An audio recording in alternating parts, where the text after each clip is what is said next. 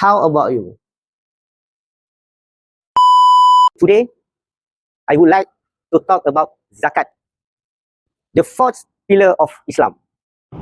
Zakat is not just giving money.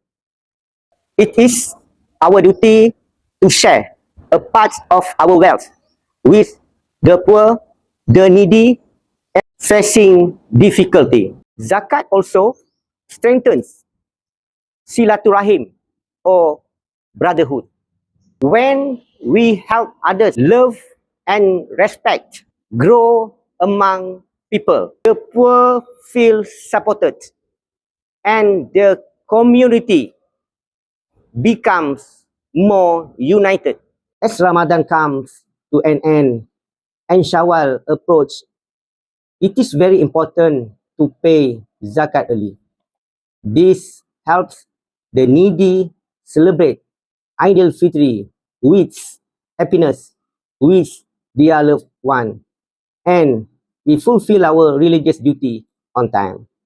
Remember, paying zakat essentially brings blessings to our wealth, softens our hearts, and builds a caring and united society. I have fulfilled my responsibility. How about you?